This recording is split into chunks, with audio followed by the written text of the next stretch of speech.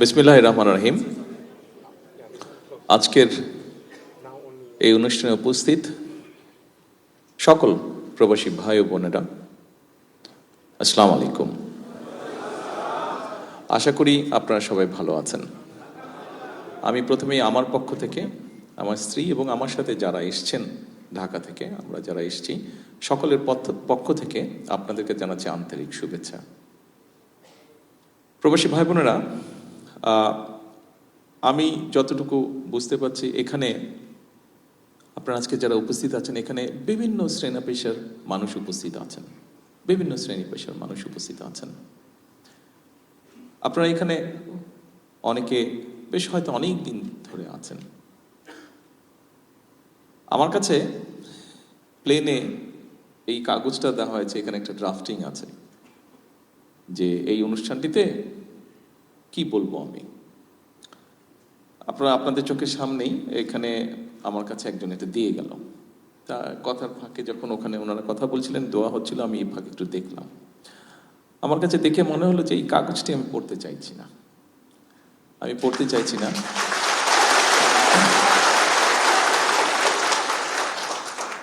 আমি এতগুলো বাংলাদেশি যখন আমার সামনে আছে, আপনারা যারা এখানে বিভিন্ন কারণে এই দেশে আছেন, আপনাদের সাথে আমি আমার কিছু চিন্তা ভাবনা আপনাদের সাথে শেয়ার করতে চাই। আমার মনে হয় আজকে বোধহয় সেটাই বোধহয় উপযুক্ত হবে। প্রিয় ভাই বোনেরা, আপনারা যখন এখানে আছেন, আপনারা যেমন দেশের এখানে থেকে কষ্ট করে যেই কষ্টটা করছেন তার বিনিময়ে যেই অর্থটি পাচ্ছেন এবং সেটি যখন দেশে পাঠাচ্ছেন, সেটা যেমন বাংলাদেশের জন্য উপকার হচ্ছে, ঠিক এই দেশটিকে গড়তেও কিন্তু আপনারা সাহায্য করছেন, এই দেশটিকে গড়ে ওঠার জন্যও কিন্তু আপনারা কাজ করছেন। অর্থাৎ আপনারা একসাথে কিন্তু ওই নেবে বলা যে দুটো দেশ গড়ে তুলছেন ধীরে ধীরে। এক নিজের দেশ, দুই যে দেশে আপনারা আছেন সে দেশটি। আসার সময় আমি লাস্ট এসেছিলাম এখানে 2014 সালে, 2014-তে আমি কোকুকে দেখতে এসেছিলাম, আমার ছোট ভাইকে ওইখানে ছিল। তারপরে আমার আর আসার সুযোগ হয়নি। আমি যখন আজকে আসছি, অনেক কিছুর সাথে একটা জিনিস আমার চোখে খুব পড়লো। রাস্তাঘাটগুলো অনেক পরিষ্কার ঢাকা থেকে, রাস্তাঘাটগুলো অনেক পরিষ্কার ঢাকা থেকে।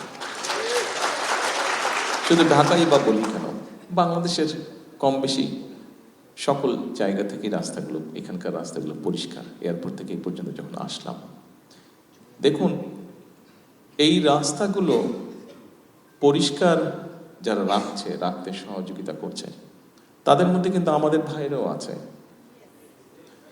আমার প্রশ্নটা হলো, আমরা যদি বিদেশে পরিষ্কার রাখতে পারি, আমরা কেন দেশে পারবো না? আমরা কেন দেশে পারবো না? আমি এই কথাটাই আপনাদের সাথে শেয়ার করতে চাইছি। আপনারা যারা মালয়েশিয়াতে আছেন, আমাদের আরো বাংলাদেশি ভাইরা, প্রবাসী ভাইরা যারা পৃথিবীর বিভিন্ন দেশে আছেন, সবাই যখন বিদেশে যান, বিদেশে থাকেন, বিদেশে পরিশ্রম করছেন, যে দেশেই আছেন, সেই দেশটিকে যেমন গড়ে তুলতে সাহায্য করছেন, একই সাথে নিজের দেশকেও গড়ে তুলতে সাহায্য করছেন পরোক্ষভাবে। তা আমরা অন্য দেশ যদি গড়ে তুলতে সাহায্য করতে পারি, তা আমরা কেন নিজের দেশ করতে পারবো না? ডেফিনেটলি পারবো। হয়তো আমাদেরকে আরেকটু পরিকল্পনা করতে লাগবে। প্রিয় ভাই বোনেরা, আমি সেরকম বিষয় থেকে আজকে আপনাদের সামনে আমি কতগুলো কথা তুলে ধরতে চাই, আমাদের কিছু চিন্তা ভাবনা। যেমন প্রথমে যদি ধরি যে এই যে মালয়েশিয়া সরকারের আমন্ত্রণে গত নির্বাচনে আমরা যখন আলহামদুলিল্লাহ আল্লাহর মতে জয়যুক্ত হলাম, প্রথম যে কয়েকজন ব্যক্তি আমাকে ফোন করে অভিনন্দন জানিয়েছিলেন, তার মধ্যে ডক্টর আনোয়ার ইব্রাহিম, মালয়েশিয়ার প্রধানমন্ত্রী, উনি তার মধ্যে প্রথম দুই একজনের মধ্যে উনি একজন জানিয়েছেন, এবং উনি আমাকে আমন্ত্রণ জানিয়েছেন আসার জন্য। সেই আমন্ত্রণেই আজকে এখানে এসেছি। কালকে ইনশাল্লাহ ওনার সাথে দেখা হবে, ওনার সাথে আমরা কথা বলবো। আমি জানি এখানে অনেকেই জানতে চাচ্ছেন হয়তো কি কি কথা হতে পারে।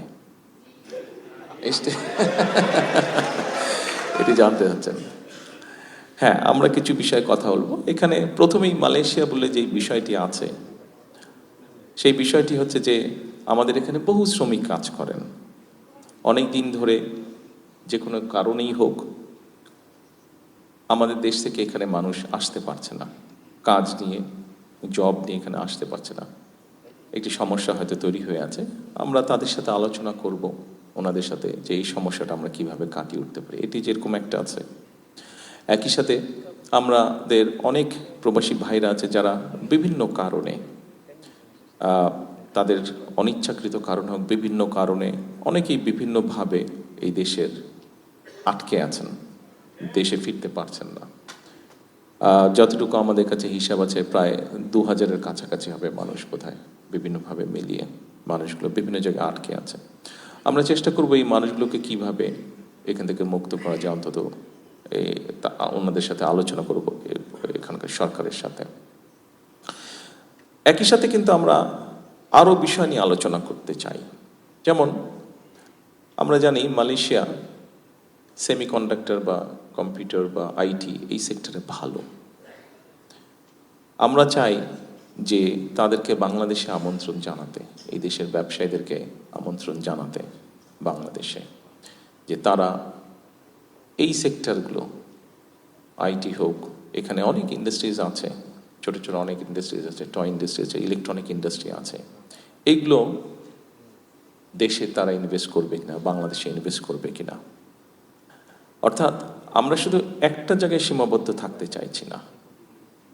আমরা যেটা জানি, মালয়েশিয়া বললেই আমরা মনে করি যে ঠিক আছে শ্রমিক, এই শ্রমিকদেরকেও আমরা চাইছি যে পরবর্তীতে যারা আসবে শ্রমিক, ওনাদেরকেও আমরা চাইছি শুধু যাতে অদক্ষ শ্রমিক না আসে, দক্ষ শ্রমিক যেতে আছে দেশ থেকে সবাই শ্রমিক। ইভেন আমিও একজন শ্রমিক, আমি যখন কাজ করছি আমিও শ্রমিক, হয়তো ডিফারেন্ট প্যাটার্নের শ্রমিক, কিন্তু আমিও একজন শ্রমিক। কাজেই বাংলাদেশ থেকে যারা আসবেন, সেটা মালয়েশিয়া হোক, পৃথিবীর অন্য কোনো দেশে হোক, তাদেরকে আমরা ট্রেনিং দিতে চাইছি। এই যে এখান থেকে আমি চায়নাতে যে যাব, এখান থেকে সেখানে তাদের সাথে আলাপ করব, এখানে মালয়েশিয়ানদের সাথে আলাপ করব। এর মধ্যে আমাদের জার্মানদের সাথে আলাপ হয়েছে, জাপানিজদের সাথে আলাপ হয়েছে, আমাদের ব্রিটিশদের সাথে আলাপ হয়েছে। আমাদের দেশে যে টেকনিক্যাল ইনস্টিটিউশনগুলো আছে, এগুলো আমরা ডেভেলপ করতে চাই, এগুলোকে আমরা আপগ্রেড করতে চাই। কি আপগ্রেড করতে চাই? আমরা কাজ করছি, আমরা বের করার চেষ্টা করছি যে আমাদের দেশের প্রায় 1.5 কোটি মানুষ পৃথিবীর বিভিন্ন দেশে আছে। এই 1.5 কোটি মানুষগুলো সাধারণত কি ধরনের কাজ করছে, 1 নম্বর। দ্বিতীয়ত হচ্ছে যে আগামী 10 বছর কোথায় কোথায় বাংলাদেশ থেকে মানুষ বিভিন্ন টাইপের কাজ নিয়ে, বিভিন্ন ডিফারেন্ট ক্যাটাগরির জব নিয়ে তারা যেতে পারে, কি কি সেগুলো, সেটাকে আমরা বের করার চেষ্টা করছি। অলরেডি দায়িত্ব দেওয়া হচ্ছে সরকারের কনসার্ন ডিপার্টমেন্টকে, তারা কাজ করছে, সেটা বের করার চেষ্টা করছি। সেইভাবে করে আমরা আমাদের লোকজনকে রেডি করব। যেমন ধরেন, আমরা যদি জাপানের কথা ধরি, জাপানিজদের সাথে আমাদের যেটা কথা হয়েছে, তারা তাদের দেশে নিশ্চয়ই আপনাদের ধারণা আছে, এখান থেকে তো খুব বেশি দূরে না, তাদের দেশের পপুলেশন কিন্তু এখন মাইনাসের দিকে, অর্থাৎ তাদের দেশে বয়স্ক মানুষের সংখ্যা বেশি, কর্মক্ষম বা ইয়াং মানুষের সংখ্যা কম, তাদের দেশে কমে যাচ্ছে ধীরে ধীরে। ফলে তাদের বড় দুটো সমস্যা দেখা দিচ্ছে। এক, তাদের যে কৃষি জমিগুলো আছে, এই কৃষি জমিগুলোতে তাদের কাজ করার মানুষের সংখ্যা কমে যাচ্ছে, তার পাচ্ছে না। 2, যেহেতু বয়স্ক মানুষের সংখ্যা বেশি, তাদের একটা সমস্যা হচ্ছে তাদের কেয়ারটেকার তারা পাচ্ছে না। বয়স্ক মানুষদেরকে যে লুক আফটার করতে হবে, তাদের মিল ফ্যাক্টরিতে হয়তো রোবট কাজ করছে, কিন্তু রোবট তো আর মানুষকে ওইভাবে টেক কেয়ার করতে পারে না। মানুষের তো হিউম্যান টাচ দরকার, হিউম্যান ফিলিংস দরকার, এখন কেয়ারার দরকার। এখন সেই দেশে যদি আমরা, জাপানে যদি আমরা মানুষ এমনি দিতে চেষ্টা করি, তাহলে কিন্তু তারা নিতে পারবে না। কারণ জাপান, আপনারা জানেন, আমরা মোটামুটি জানি, একটু কনজারভেটিভ সোসাইটি, 1 নম্বর। এবং জাপানিজ লোকজন সাধারণত জাপানিজ তাদের নিজস্ব ল্যাঙ্গুয়েজ ছাড়া কথা বলে না। তো এখন আমরা যদি সেখানে মানুষ পাঠাই, তাহলে যেটা আমাদের করতে হবে, তাদের কালচার মিনিমাম একটা ট্রেনিং দিতে হবে, 1 নম্বর। দ্বিতীয়ত, তাদের ফার্মিংটা কী টাইপের হয় সেটা ট্রেনিং দিতে হবে। তৃতীয়ত, হেলথ কেয়ারের যেটা, তাদের কাজটা কী হবে, শুধু পাঠিয়ে দিলে তো হবে না। যদি পুরুষ হোক নারী হোক, যদি হেলথ কেয়ারের হিসাবে যায়, হেলথ কেয়ারের মিনিমাম বেসিক কতগুলো ট্রেনিং আছে, বিভিন্ন ধরনের পেশেন্ট থাকে, বিভিন্ন ধরনের এলডারলি পেশেন্ট থাকে বা এলডারলি লোকজন থাকে, এক একজনের সবার তো এক রকমের হেলথ কেয়ার লাগে না, বিভিন্ন ক্যাটাগরির আছে। এবং সবচেয়ে বড় যে জিনিসটা হচ্ছে ভাষাটা, কাজেই তাদেরকে একটা ভাষা শিক্ষা দিয়ে আমাদেরকে পাঠাতে হবে। কাজে আমরা সেভাবে করে সাজানোর চেষ্টা করছি, একটু সময় লাগবে, আমরা সেভাবে করে গড়ে তোলার চেষ্টা করছি আমাদের ইনস্টিটিউশনের ভাষাগুলোকে।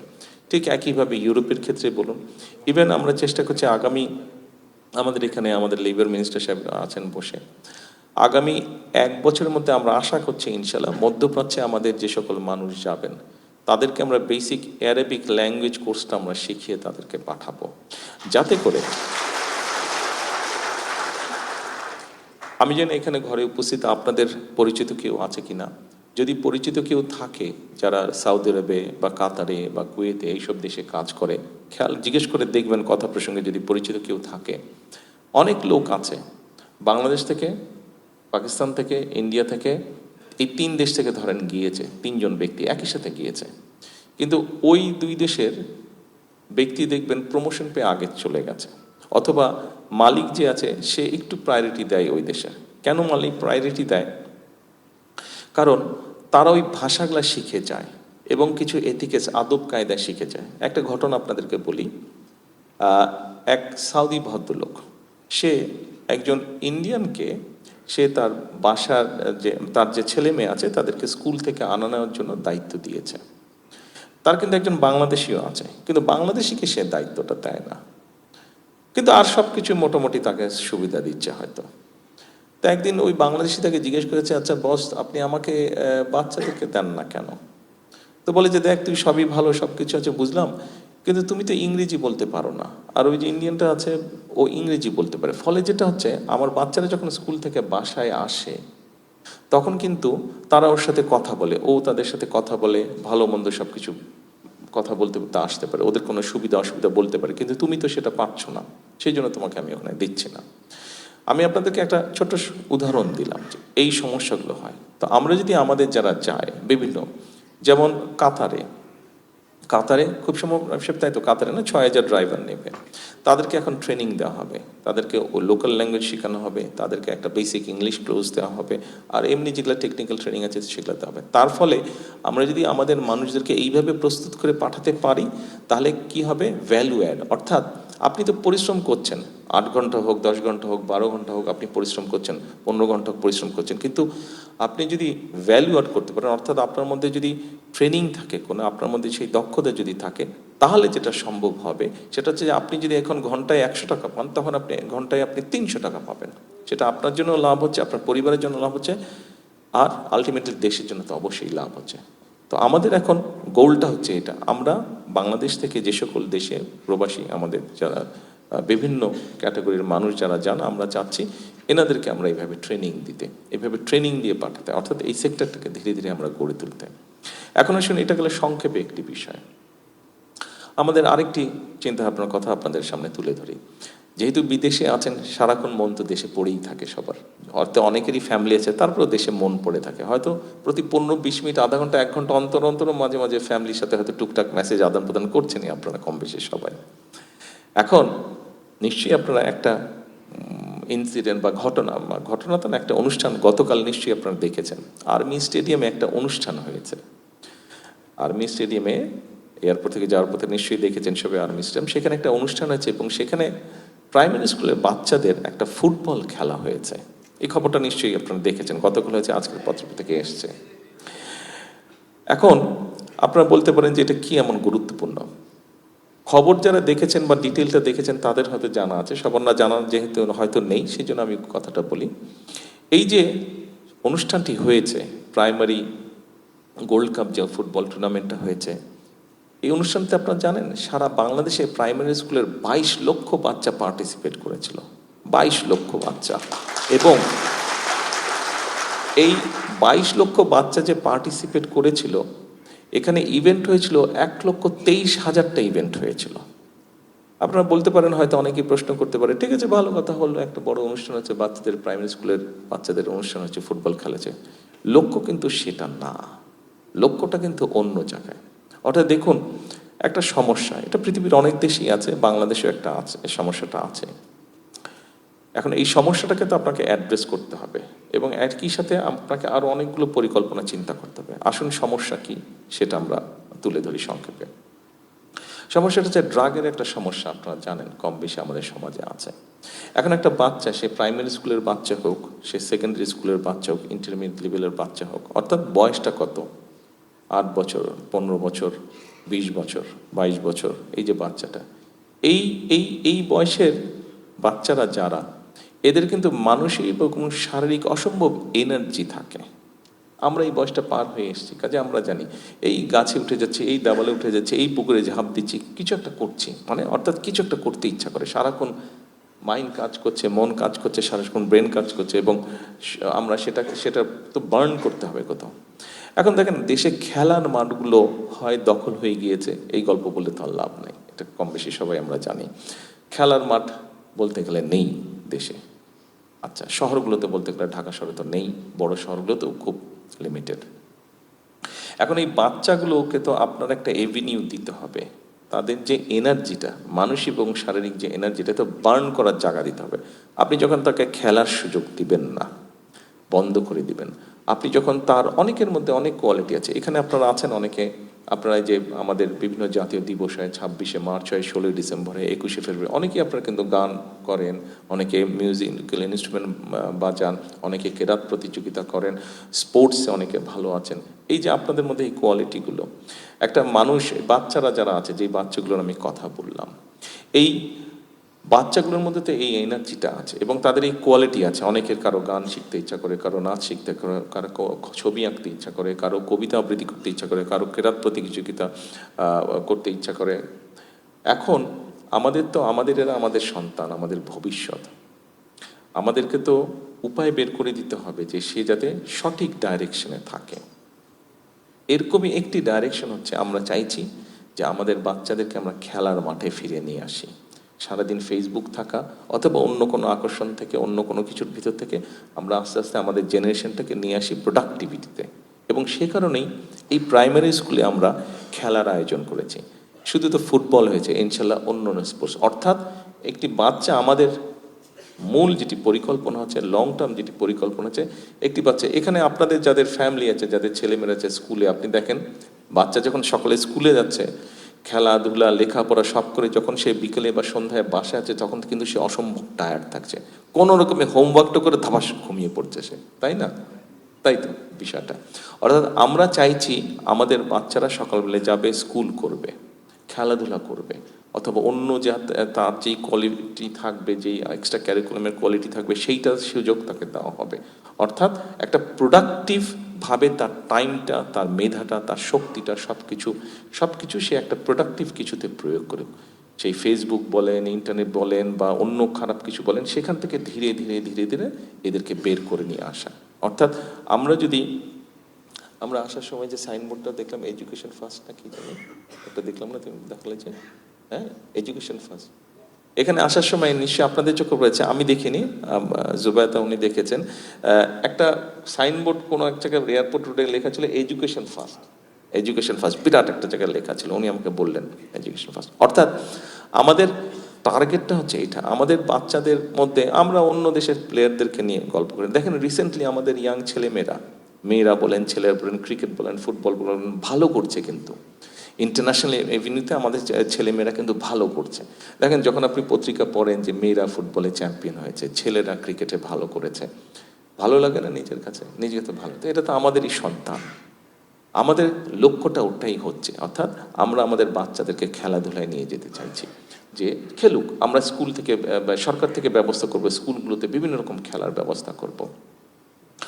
আমরা একটা প্রতিযোগিতা শুরু করেছি, আপনাদের অনেকেরই একটা নাম খুব পরিচিত আছে, নতুন করি। এটা শহীদ রাষ্ট্রপতি জিয়াউর রহমান কারিকুলাম ছিল, গান, কবি, ছবি আঁকা, এগুলা। এটার সাথে আমরা নতুন একটা অ্যাড করেছি, নতুন একটা সাবজেক্ট অ্যাড করেছি, সেটা হচ্ছে স্পোর্টস। নতুন করিতে ওটা আছে, এটা স্পোর্টস। অর্থাৎ আমরা স্কুল লেভেলে, স্কুলের সিলেবাসের মধ্যে আমরা খেলাধুলাকে নিয়ে যাব। মোটামুটিভাবে এই পর্যন্ত নতুন কুড়ি স্পোর্টসের মধ্যে 8টা স্পোর্টসকে বাছাই করা হয়েছে, এবং স্কুল পর্যায়ে সিলেবাসের মধ্যে আমরা স্পোর্টস 5টা স্পোর্টস আমরা স্কুল পর্যায়ে দিব আমরা সিলেবাসের মধ্যে। এটা ইনশাল্লাহ আগামী বছর থেকে শুরু হবে না স্পোর্টস, আগামী বছর থেকে এটা শুরু হবে।